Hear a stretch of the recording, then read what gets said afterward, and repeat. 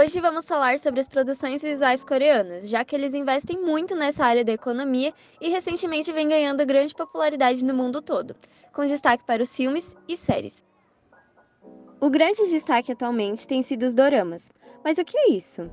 Dorama é o nome popularizado dado aos programas em formato de seriado ou filme feito para a TV no Oriente. O termo é japonês que significa drama e ficou bem popular no mundo todo, o que generaliza as obras orientais. Tecnicamente, doramas são somente obras japonesas, e as obras coreanas são chamadas de K-dramas, assim como as obras de outros países são chamadas com a inicial do país somada à palavra drama.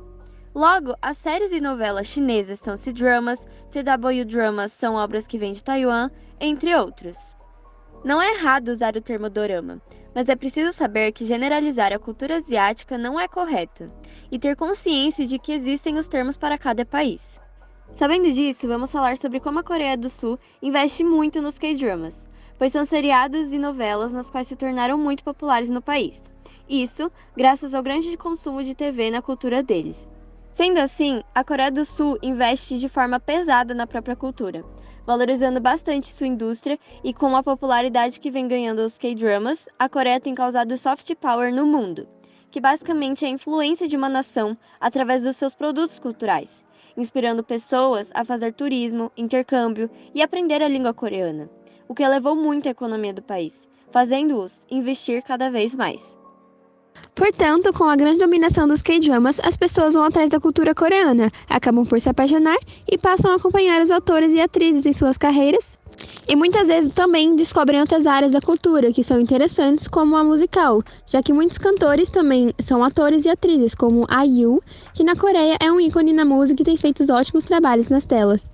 Também podemos citar o Cha Eun-woo, integrante do grupo Astro, com grande carreira de ator. E existem os atores e atrizes mais consolidados, como Lee Min-ho, Lee Chung-suk, Park Jin-hye, Lee Sang-kyung, entre vários outros, além daqueles que vêm ganhando mais visibilidade, como Song Kang-ho, Hwan In-yeop, Park Yoon-bin, Kim Sek-jong e Kim Hyun-sung. Saindo das séries e entrando no mundo cinematográfico, os coreanos começaram a fazer filmes em 1945, ano em que a Coreia estava liberta da colonização japonesa, iniciando a trilha de filmes independentes com o primeiro longa-metragem Viva Freedom, do Choi In-gyu, que se tornou um marco histórico na arte do país. Porém, 4 anos depois veio a Guerra da Coreia, que estagnou a indústria cinematográfica, fazendo com que todos os filmes produzidos durante esses anos fossem perdidos. Após o acordo de armistício coreano, a indústria conseguiu se reerguer com a isenção de impostos dada pelo presidente da época, o Syngman Rhee. Porém, em 1966, durante a ditadura militar, a indústria se manteve com muita dificuldade, através de cotas de produções audiovisuais, que podiam ficar em exibição por 146 dias. Isso permaneceu até 2006, que foi o ano em que a democracia chegou no país, na qual passou a investir muito no cinema. Desde então, a indústria cresceu e foi ganhando reconhecimento internacionalmente, como Mandala, do diretor In Won-tae, que venceu o Grand Prix no Hawaii Film Festival em 1981, e em 1987 com Kang Soo-yeon levando o prêmio de melhor atriz no Festival de Veneza por sua participação em The Cigarette Woman, além de melhor atriz por seu papel em Come Come Come Upward, do mesmo diretor, no Festival Internacional de Cinema de Moscou.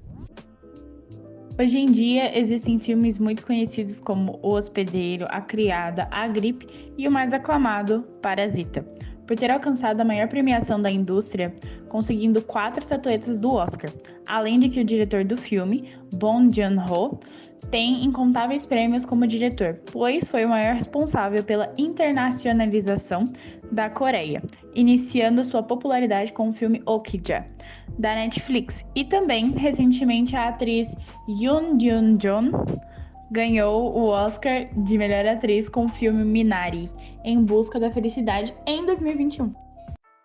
E agora vamos falar sobre alguns doramas. Começando com 2521, é uma história que se passa nos anos 90 e mostra a vida de Nahido, uma adolescente aspirante a esgrimista que tem como ídola a atleta olímpica Ko Yurin.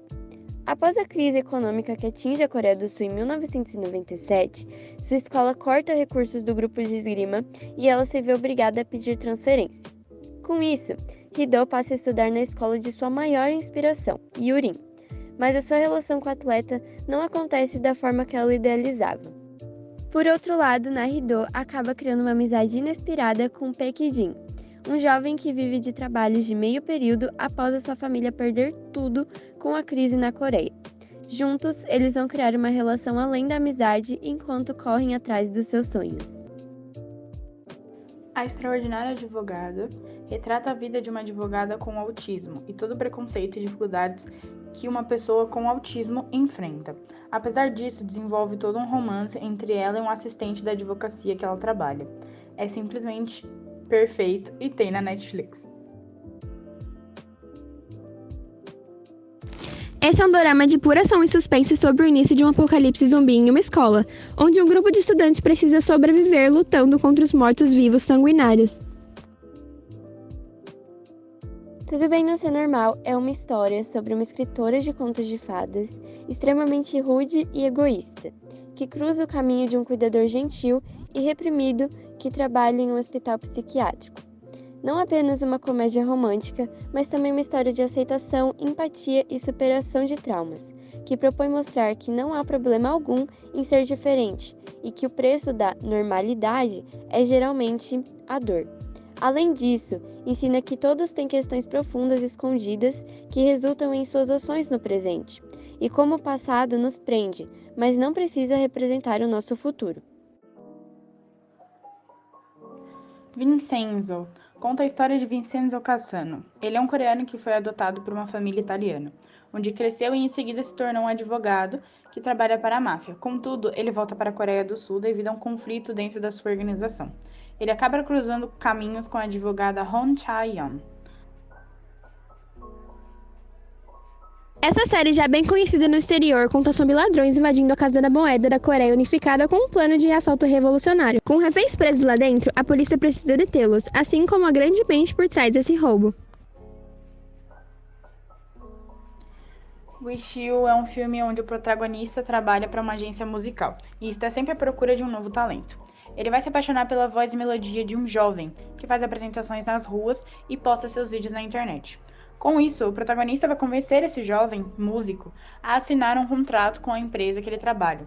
Os dois vão morar juntos na residência da empresa e novos sentimentos vão florescer entre eles. Esse filme emocionante conta a história de um pai que viaja com a filha de trem, quando um surto viral que causa pânico e morte no país inteiro faz os passageiros enfrentarem os zumbis presos nos vagões do trem, a caminho de Busan, a única cidade livre do vírus. E por fim, temos Gangneam Beauty.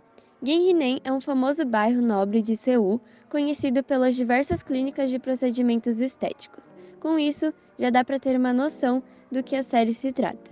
Gangneam Beauty conta a história de uma jovem que sofreu bullying a vida inteira por conta de sua aparência. Na infância, porque era gorda, e na adolescência, mesmo depois de perder peso à custa da bulimia, sofre novamente por causa do rosto. Com isso, após se formar no ensino médio, ela decide fazer cirurgia plástica. Isso retrata fatos reais que acontecem na Coreia. Ao se formarem no ensino médio, muitas jovens coreanas ganham de presente uma cirurgia de pálpebras duplas de seus pais, em vez de, por exemplo, um carro, como acontece em culturas ocidentais.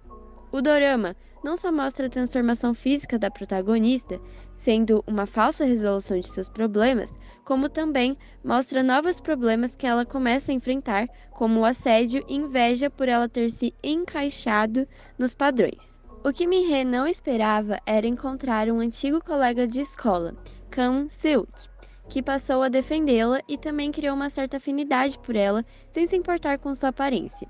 Assim, ele acaba ensinando que a beleza exterior não importa.